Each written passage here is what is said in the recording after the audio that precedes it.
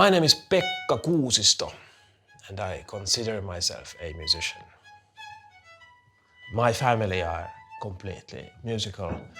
My dad, I guess first and foremost, he's a composer, but he's kind of tried everything. My mom is a music teacher. My brother is a violinist, composer, conductor. He started playing violin when he was 4, so when I was around 1. It was hard to avoid becoming a musician.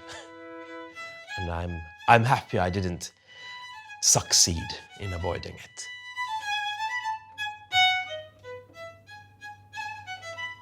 A concert has an energy that when you are able to handle it in a nice way, when you're sort of at peace with yourself and with the situation, it's possible sometimes in concerts to make decisions that kind of wouldn't come to you in a rehearsal situation or when you're just studying the score. Something happens, the spirit moves you, and suddenly something feels like a grand idea, and then sometimes it really clicks and you get everyone on board with the idea before it even happens. Like you manage to do either by choice or involuntarily a gesture, a body movement that causes everyone to understand that something is about to happen.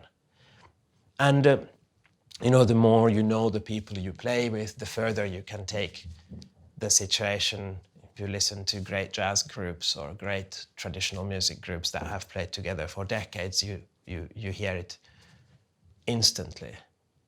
And to just kind of be able to decide on the frame and the kind of the scope, the scale of what you're doing. Are you working on tiny details or are you painting entire landscapes with a massive big brush? In something like Four Seasons, for example, everyone in the orchestra will know how it goes. So that's a benefit.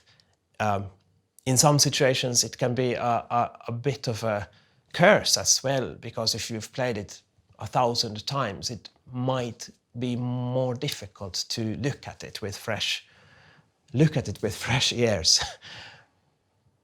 But with Philharmonia, there's not any risk of it sort of not becoming airborne, if you know what I mean.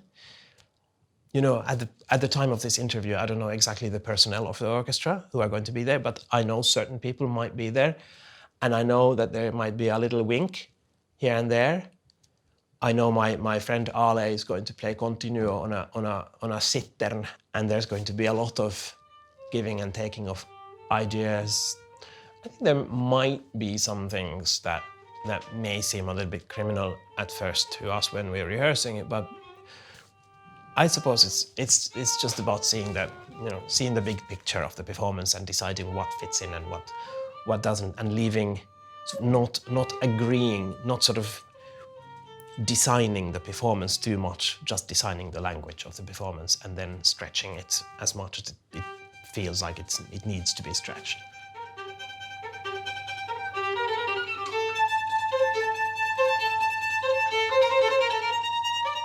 To find an approach for Four Seasons is, I suppose, a little bit complicated. It's a very good opportunity to think that maybe I'm not right. I find those moments quite often.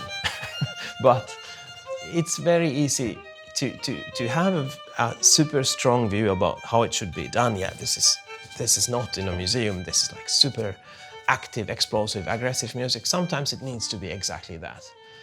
If it would be possible to measure what people expect stylistically, my guess is that something rather round and soft, gentle is still what most people think Vivaldi should sound like.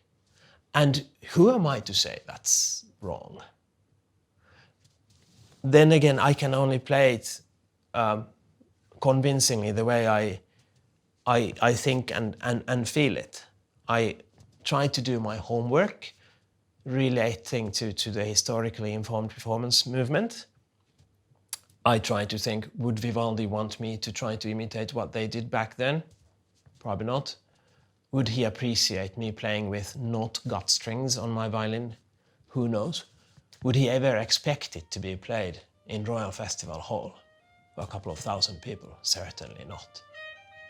If he would be aware that it's being played in public for a paying audience in 2021, would he mind people doing experimental things with it?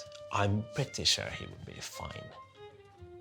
One of the fun things in this particular performance of Four Seasons is that our continuo player is not playing harpsichord or lute. He's playing an instrument called citerna, I think is a Renaissance strummed, plucked instrument.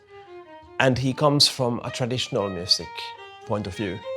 His name is Ale Kar, and it's really fascinating talking to him about it because he is approaching it through dance. We are also planning to maybe bring in some tunes. There's a lovely... It's...